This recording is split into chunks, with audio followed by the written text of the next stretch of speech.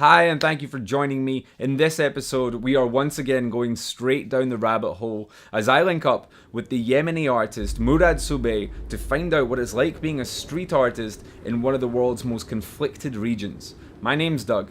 You're watching Fifth Wall TV.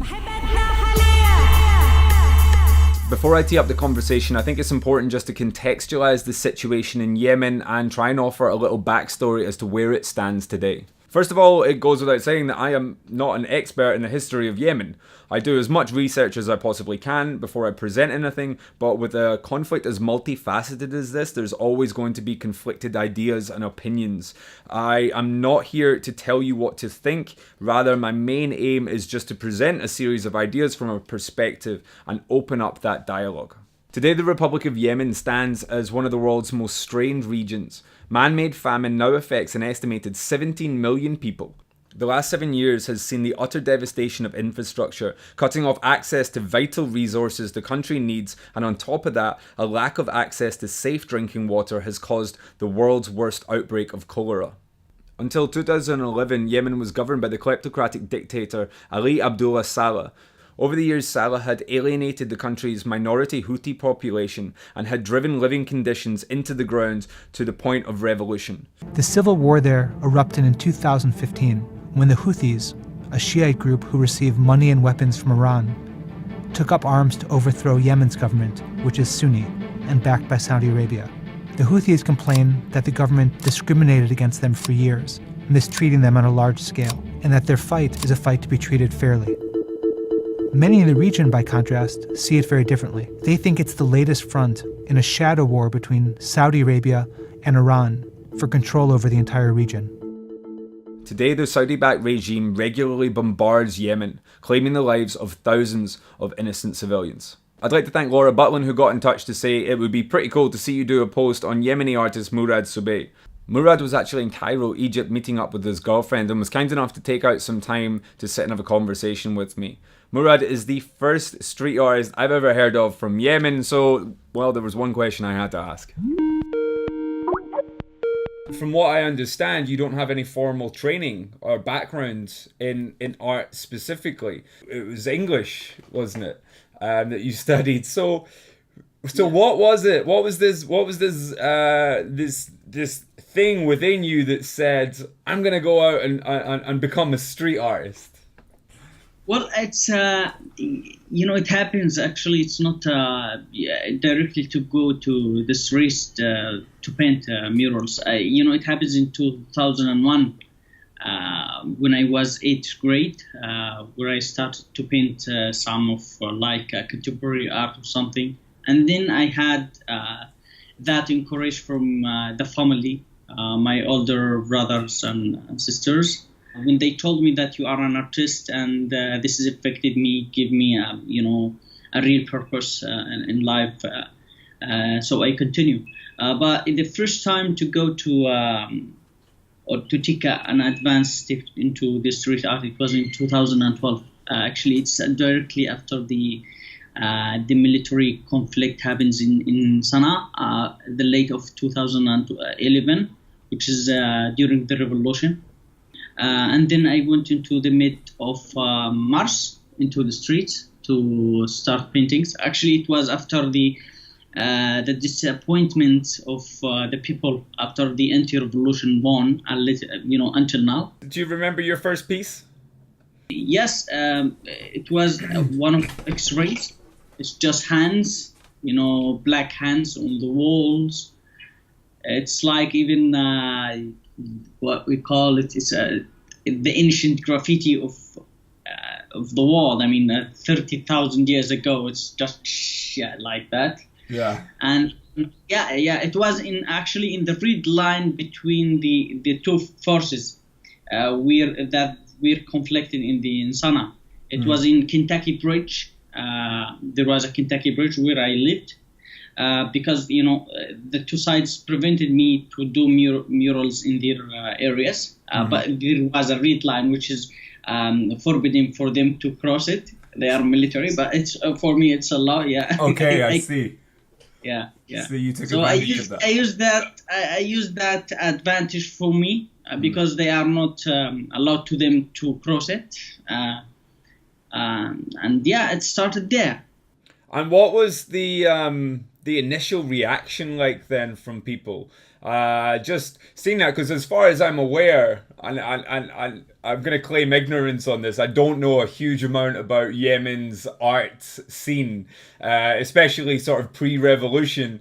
Was there a sort of a culture of street graffiti, street art? Was there anything there before? And if there wasn't, this must have been quite new for them. I'm not quite sure if there was before that like a movement or something, but you can notice that the street art in Yemen started to grow after the campaigns came, which is I'm working in terms of campaigns, which is I call for a campaign and then people started to flood it into it and participate, which is street art in Yemen wasn't a part of our culture, but now when you make people part of it and they are not just audience, they are participatory, they can criticize, they can participate, and also they supply the tools by themselves.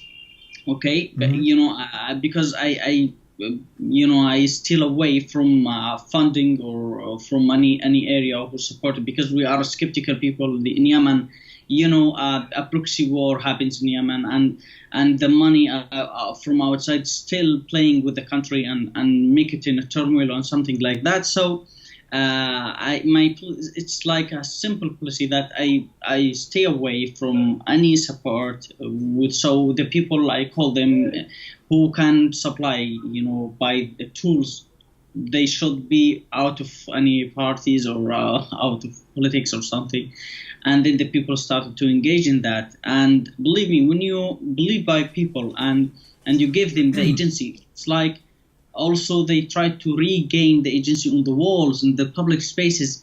They lost it even during the revolution or before that, because we see that dictatorism in the world starting to spread even in the West, and this is something horrible what we see now. Yeah. Regarding that, then, with in specifically in the revolution, you went from you were fighting a dictator, and you went out and you were vocal and you campaigned, and then suddenly here you are 7 years later and you're still out having to fight, but the target is really different to where it was when you first started.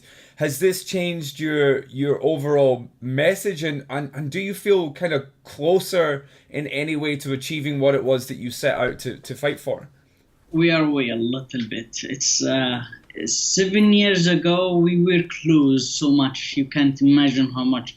We thought we are close. We thought. And even 7 years, the conflicts happened in Sana'a. It was like a war for us. It's the first time to see tanks in the streets and to see explosions in front of your eyes and something.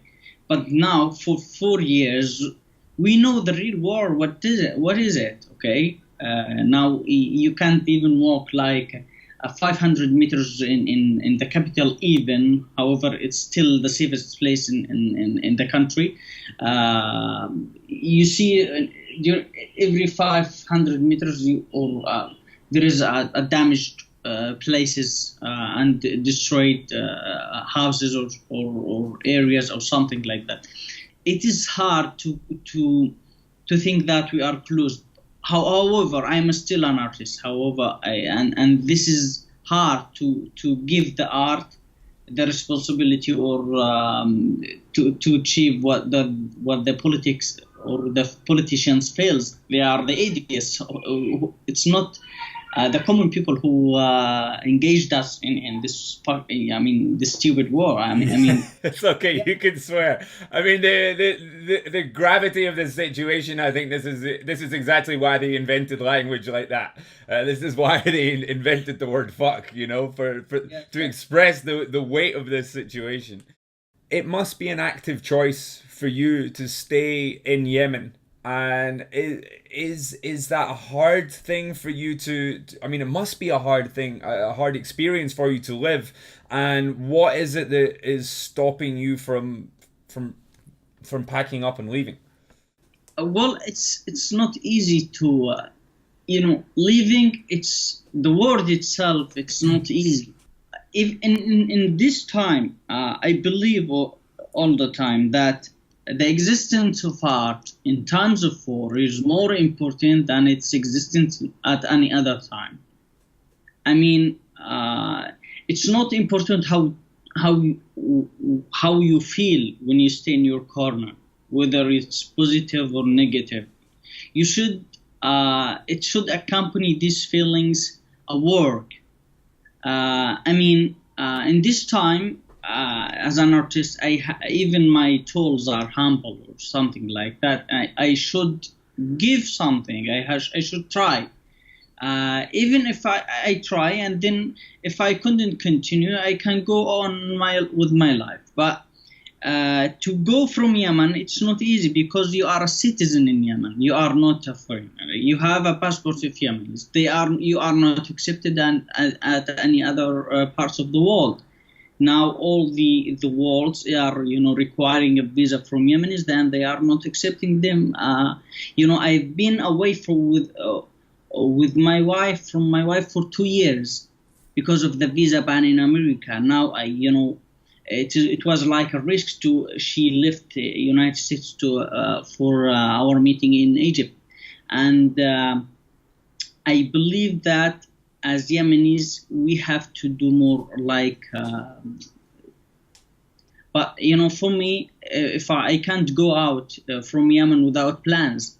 I don't like to make adventure. Do you see a lot of the community wanting to come out and engage with you when you are making this? Then is there just can you tell that there's a need for some kind of I guess a way of expressing and also a distraction? Well, I will tell you something. For 7 years, I wasn't going to continue because it's taking my energy, my efforts, and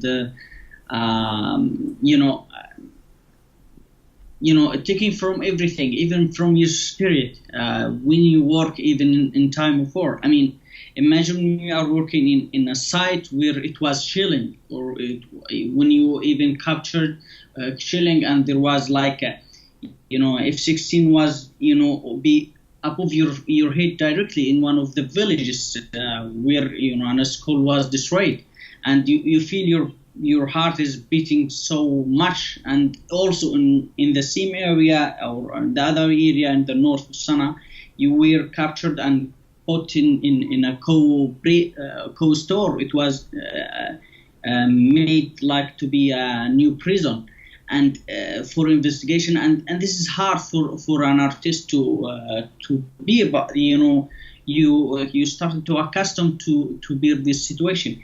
At the end, we have to not stay at our corner, and I believe whatever the cost, should people do something. I mean, because now it's the sounds of bullets and explosions, and that's it.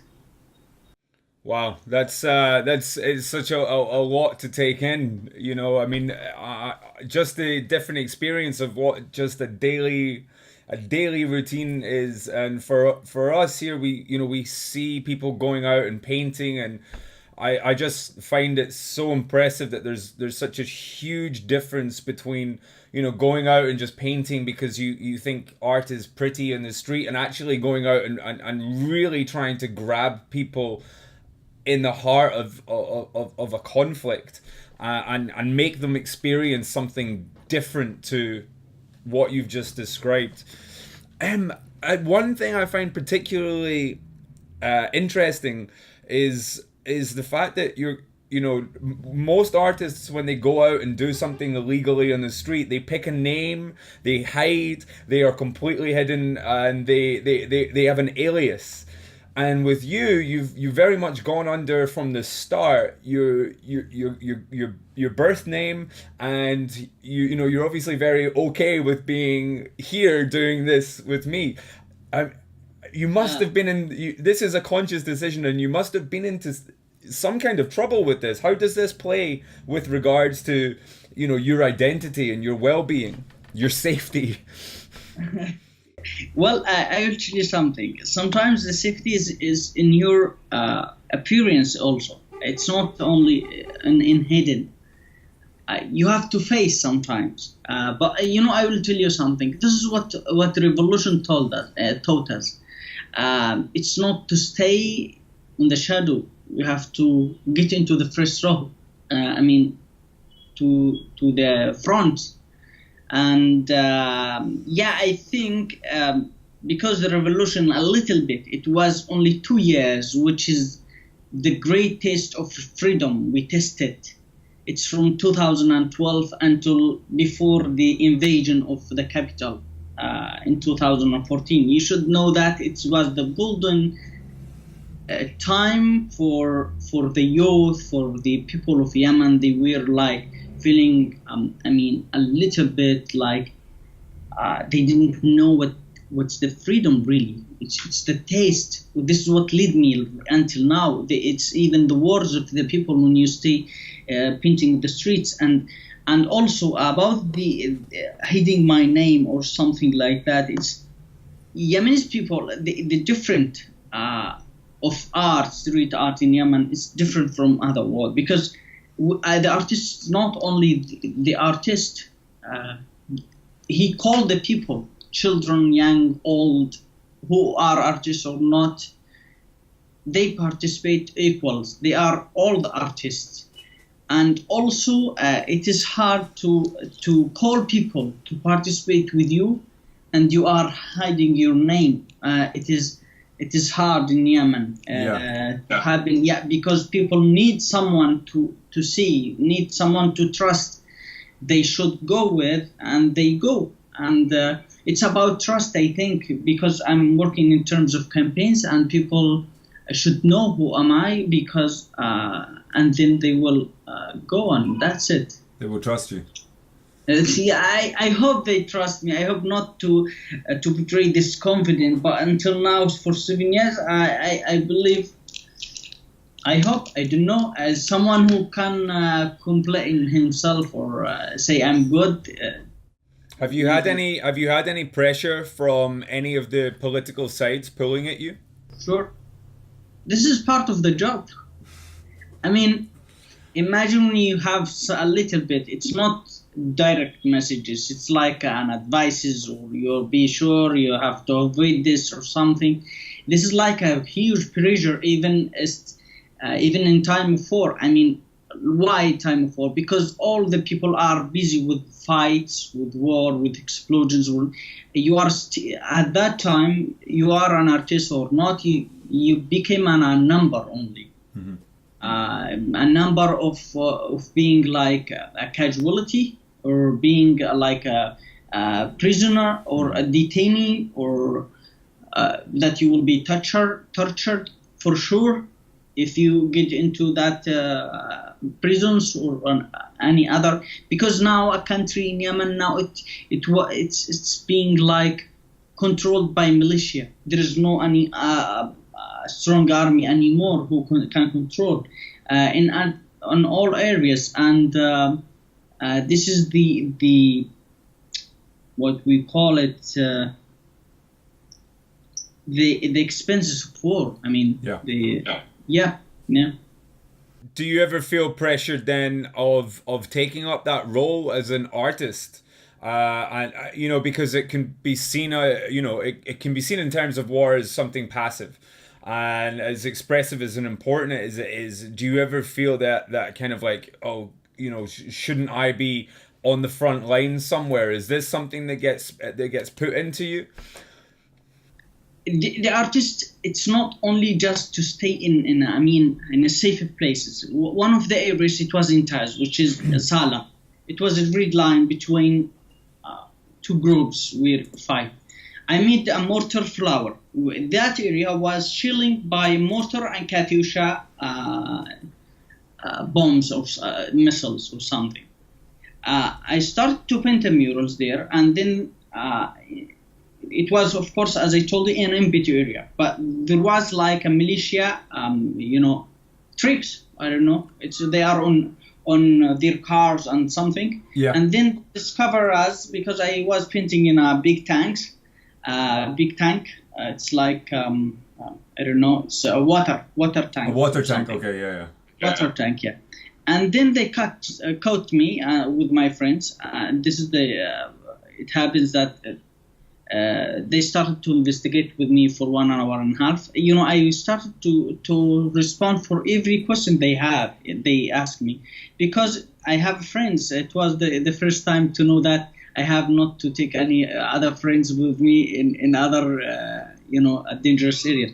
So the artist became like not to stay in doing murals, doing art, and just to expose it, to show it in a gallery or a museum. It's even a message that you can be in the front lines, but also it comes with a cost. With time, believe me that I still afraid now because I saw a lot of during the war. In Yemen, there is no human rights anymore. Even if you saw that it's just a lie. All the parties are committing crimes against Yemeni civilians, innocent people, especially children and women, and they are equals. But some of them they have F-16, and the other they have Katyusha and mortar. It's the same, just it. You seem quite calm for a man that lives in a situation like this. You don't seem perplexed by this. How do you exist with such a calm demeanor and a rational head on you when you're talking about? Is this just how it is with Yemen, or is this just a particular resilience within yourself? Well, I don't know. It's a hard question to answer. Maybe it is a hard question, without sounding like you're picking yourself up. Maybe because I met my wife for 2 months, and this is make me a little bit comfortable. Okay. But I'm just I believe I don't know really. I don't know what's but it's good that you think I'm still on my rational state. This is great.